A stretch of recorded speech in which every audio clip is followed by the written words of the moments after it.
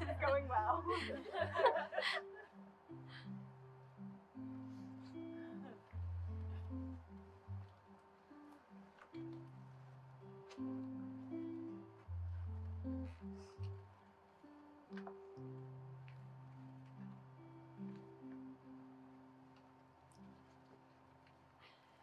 Good evening, everybody.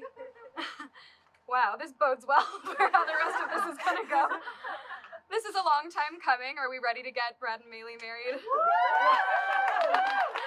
Okay. So just as a reminder, the couple has asked that everybody refrain from using their cell phones, so if you could just make sure it's turned off and we can be fully present, we'll begin. Thank you all so much for being here today, whether you're with us in the backyard or you're joining us virtually. We want to give a quick hello to our distant guests. I know online we have Brad's grandmother who made this beautiful Afghan that we're standing on here today. We also have his grandpop and his granddaddy. We have Maeli's granddad, and we are also joined virtually by many other beloved friends, teachers, and family members. I'd also like to acknowledge those who are present with us in spirit, who cannot be here with us today, including Brad's granny and Maeli's uncle Walter. I know they would be absolutely delighted by this marriage and the love that Maeli and Brad will affirm in front of all of us now. So to start the ceremony, the couple will recite the Kiddush Blessing. Oh, yeah. Yes, you are. Would you like me to take that? Sure. With some canned wine. Shall I crack the can? Wait until the blessing and then we'll crack the All can. right. Okay, here we go. Baruch atah Adonai, Eloheinu melech haolam, Borei pri hagafen. Now. What bam. It's rosé. Mm-hmm.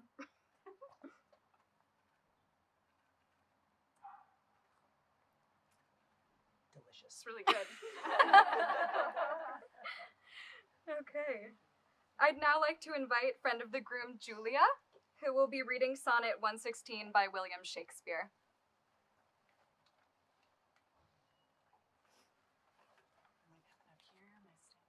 Turn around. Stage. Let me not to the marriage of true minds admit impediments. Love is not love, which alters when it alteration finds, or bends with the remover to remove. Oh no, it is an ever fixed mark that looks on tempests and is never shaken. It is the star to every wandering bark, whose worth's unknown, although his height be taken. Love's not time's fool, though rosy lips and cheeks within his bending sickle's compass come. Love alters not with his brief hours and weeks, but bears it out even to the edge of doom. If this be error, and upon me proved, I never writ, nor no man ever loved. Thank you, Julia.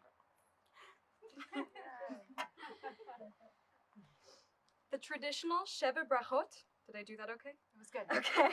Or 7 blessings have been spoken at the weddings of many generations of Maeli's family.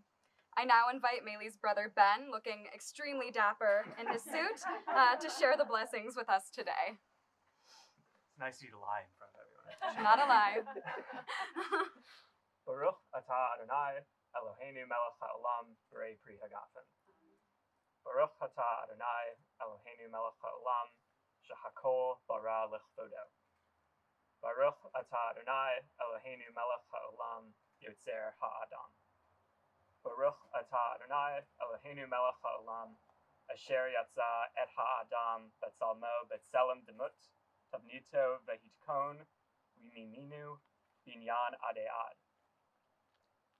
Sostasis batiagal, ha'akara bekibitz baneha, letocha besimcha, sameach tesameach, re'im ahuvim, kasamecha, yitzrucha, bagan eden mikedem.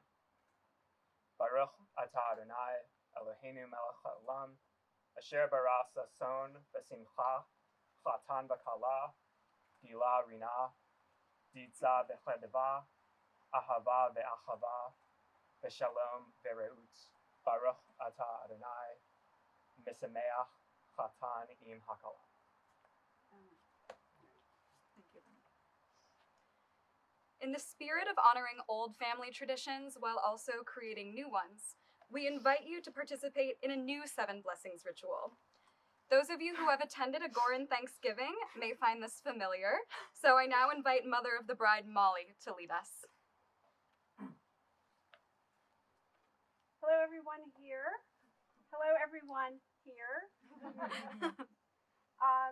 As Emily shared, at Thanksgiving, we gather, and during the evening, we all write on turkey feathers a wish for an expression of gratitude. And then we all pile into one room together and sit on the floor and the couches and all of that. And I read the thankful feathers, and people guess who wrote the feathers. So we're going to do that. These may your marriage be blessed with. They're coasters, but they're going to be on their family tree. And we have a family tree in the back. We wish you on over there could see, but their family photos back there. So this is going to be on their family tree. There'll be coasters for their drinks, and they'll also be able to hang their coffee mugs there, and they'll always be able to look at these blessings from their grandparents. These are 7 blessings from their grandparents. I'm going to give you a hint. Cynthia and Cy, Grandma Sin and Papa, theirs is on one coaster, so don't be thrown by that. So we have, we need to know what our choices are, right? So why don't you say each of your grandparents' names who shared blessings, and then I will read some. Maeli? Okay, so the options are Grandma and Papa, Mimi, Sally, Granddad. And on my side, the options are Granddaddy, my mom's father, Grandpop, my dad's father, Cliff Wilson Sr., and Grandma, my dad's mother, Bobby Wilson. Very good. So here we go. May your marriage be blessed with the enjoyment of nature and the love of all living creatures. The enjoyment of nature and the love of all living creatures. If you wrote it, you can't call out your name. Anyone? Is it Sally? Is it Mimi? It's totally Sally. Sally. Nice job. Pass it back to Mom. Oh, good idea. I got to write their names on them. We'll get there. Yes. We'll all love this one. May your marriage be blessed with joy and children. My grandma. Grandma, Bobby Wilson. No, keep guessing. Sounds like her though. Keep guessing. Is it Grandpa? Is it Mimi? No, I'm- keep guessing. I'm thinking it may be these two back here. Oh, No. No? Yes, Judy? Dad, my father, Liv's father. No. Wow, we're a- Granddaddy. It's There! Process of elimination. There we go. Got that. Joy and children. Yes, yes. You could have been anyone. Say it. May your marriage be blessed with love, joy, and the blessings of God. Mimi. Mimi. Nailed it.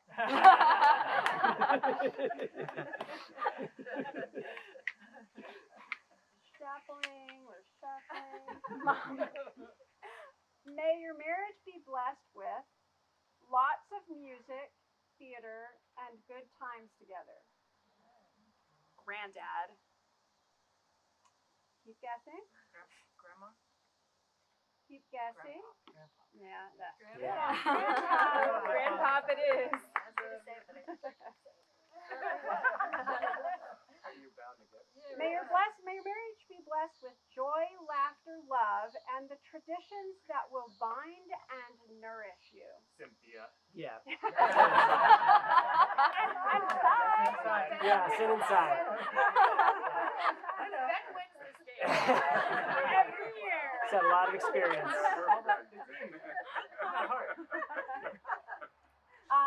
May your marriage be blessed with the music and poetry Maeli and Brad will create in their lives together. Granddad. Yeah. Granddad Walter. Getting easy now. Make it harder. May your marriage be blessed with lots of hugs, kisses, and chocolate covered strawberries. That's Bobby Wilson. Grandma.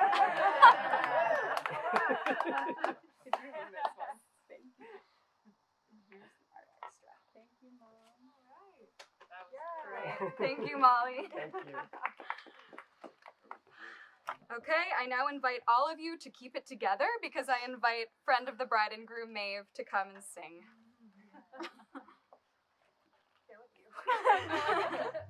I love you. I love you. Thank you.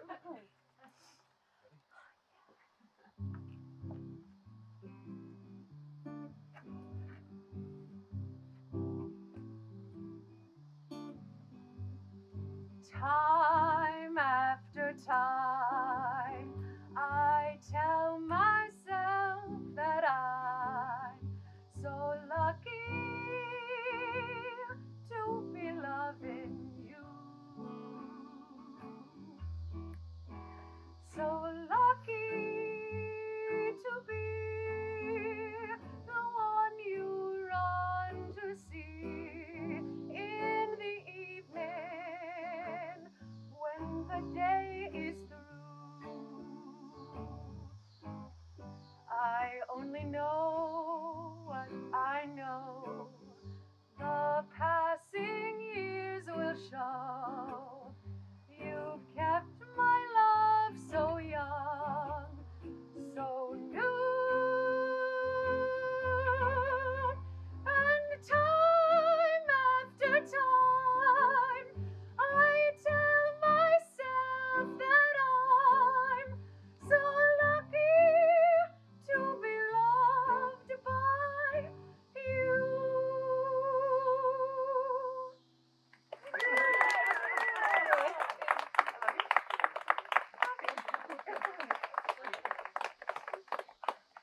Thank you, Maeve. Now, I'd like to say a few words, if I can. When Maeli and Brad were walking me through their vision for today's ceremony, I found myself captivated by all the special, personal traditions. Sorry, I'm fighting with a train. Some of these have been explained throughout, but if I may, I'd like to share some context on one that was so humble and subtle, yet infinitely meaningful. You may have noticed that Maeli circled Brad 3 times when she walked down the aisle. Apparently, there are many possible meanings to this, but Maeli's favorite is that it symbolizes the bride creating a safe, protective home for her partner.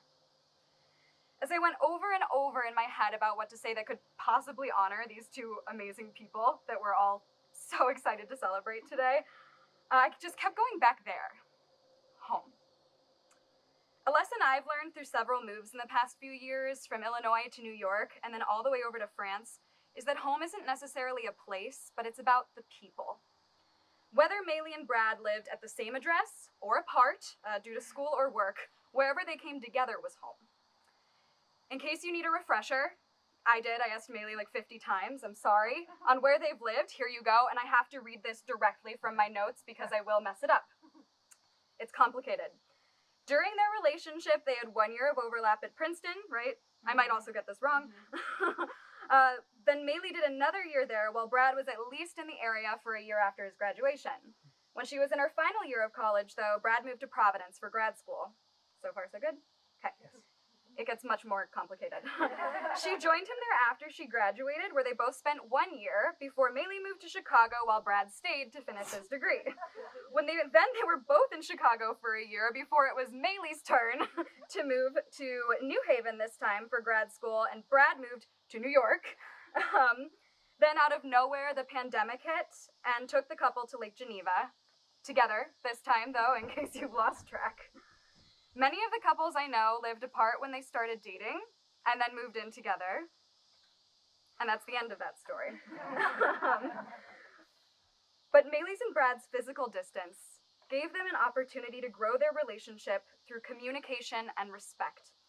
And while it might not always have been easy to be apart, especially when you had already experienced living under the same roof, it allowed you to create something even stronger.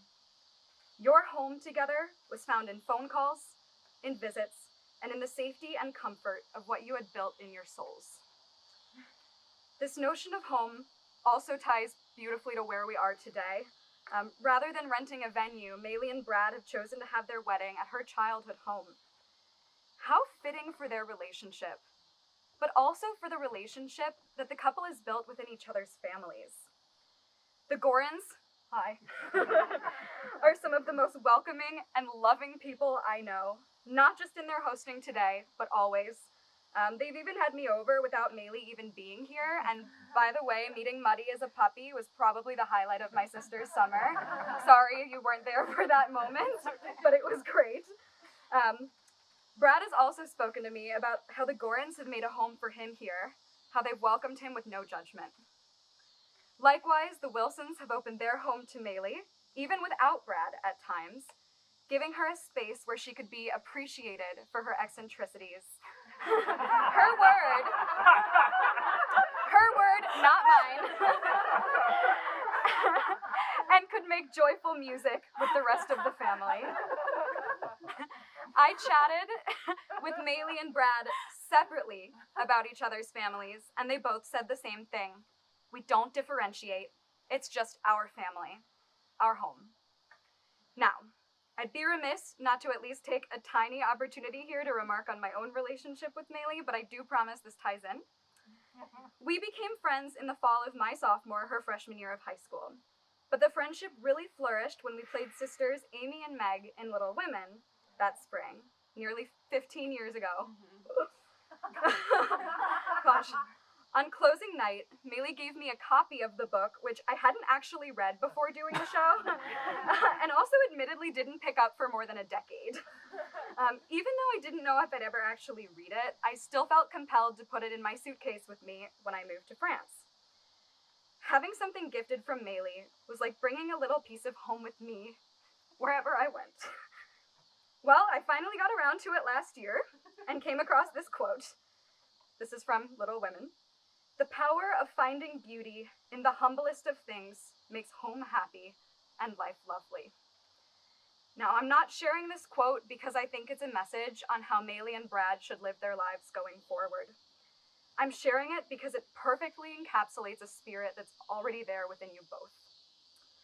You two have this special ability to see beauty and facets of your everyday life, whether that be your nature walks in Lake Geneva, eating Brad's pastries, she really appreciates them, please don't stop, creating art together, or skipping the glitz and glamour and affirming your love and beginning your marriage in a humble backyard ceremony here today. Maeli expressed to me that it almost feels weird to be getting married because there's already so much history within the couple and within their families. While planning, she told me this felt more like a family reunion than a wedding. But does it feel different now that it's actually... So, while marriage isn't necessarily some giant step for you, you do have a pretty major step coming up soon in the form of a big move out east. And 2 Tuesdays from today, you'll throw down the metaphorical welcome mat at your new place in Massachusetts, living together as a married couple, but really you've both always been home. All right, we do actually have to get you married, though. So here we go. Marriage requires work, patience, and commitment. And competition from cicadas. The vows you make each other today are sacred promises that will guide you in that work. Remember them, hold them in your heart, and live them out each day in the spirit in which you make them now. Brad, do you take Maeli to be your lawfully wedded wife and travel the rest of life's road with her? Do you promise to love her, laugh with her, comfort her, honor and protect her, and be faithful to her as long as you both shall live? I do. Maeli, do you take Brad to be your lawfully wedded husband and travel the rest of life's road with him?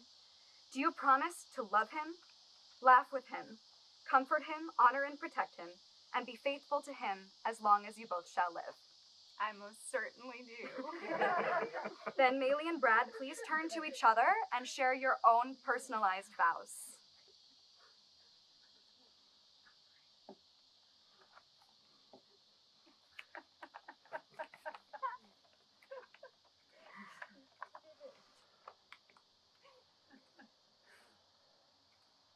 I promise, to the fullest extent, that from this point forward, your best interests are my best interests.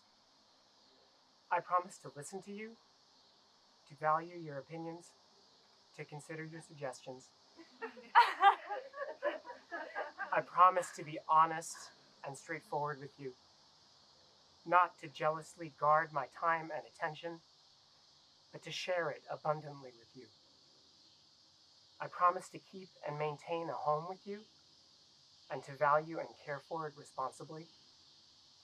I promise that when we fight, which we will, I won't go to bed angry, that after bouts of resentment, childishness, or spite, which I will have, I will recognize them eventually and relax. I promise to ask for help when I need it, and that I will apologize when I'm wrong. I promise not to lean too heavily on your incredible strength, determination, and conscientiousness. I promise to honor you in all of my creative work and never to misrepresent or slander you. I promise to cherish and respect your family, your bond with them, and my relationships with each of them, to assume their integrity and good intentions, and to accept their mistakes as I hope they accept mine. I promise to continue loving you as you change through the years. I promise I won't leave on a trip without telling you when I'm coming home. I promise I will feed, clothe, and wash you when you can't do so for yourself. And I promise, most of all, to enjoy and savor your company, to advocate for the present moment, point at the sky when it's pretty, show you creatures and flowers that I think you will like, to appreciate your sensitivities, to celebrate your strangeness, to marvel at the phenomenon of you. I might lose everything else, and you might as well. But at the end of it all, I promise you will still have me.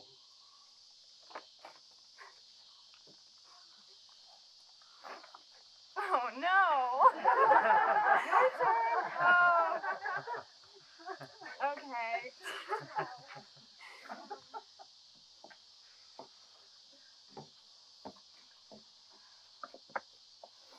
Brad, B, Jim, Wise, Love. Before I can promise you all the things, I have to thank you first. So, I need to thank you for the ways that you see me. The way that you see me when I'm 6 feet ahead of you, hunching in the rain and grumbling, and you're running behind me with an umbrella to cover me. The way that you see me when my eyes glaze over, filled with blue light after hours of Zoom, or time spent in the on-team biz-off, and you place a glass of water in front of me ever so subtly. The way that you see me when you use your fingers to smooth out the worries between my eyebrows. When you cheekily ask me, "Are you happy right now?" as I'm frolicking through the nature preserve, and then you laugh when I quickly slap a frown on and say no, just to be infuriating. In your eyes, I know that I am someone in need of and deserving of love.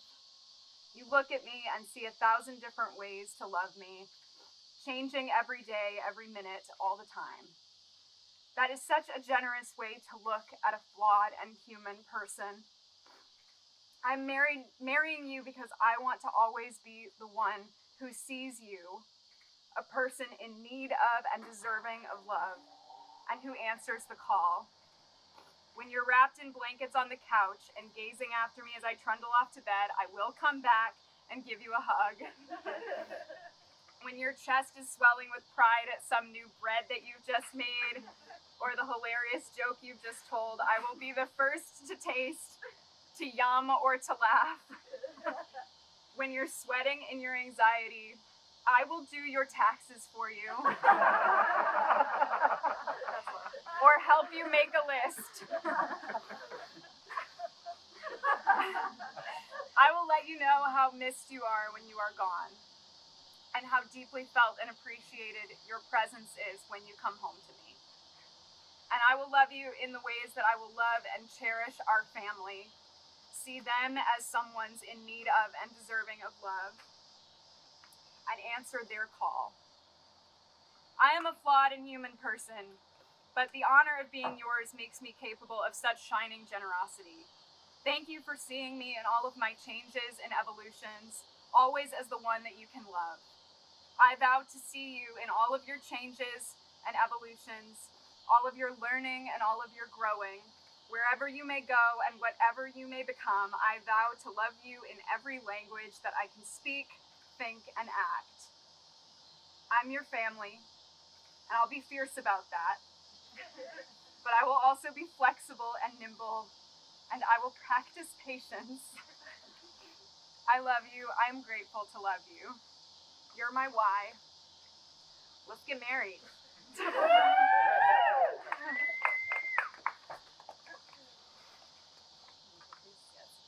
it. It's a mess. It's okay. I dropped these during the rehearsal.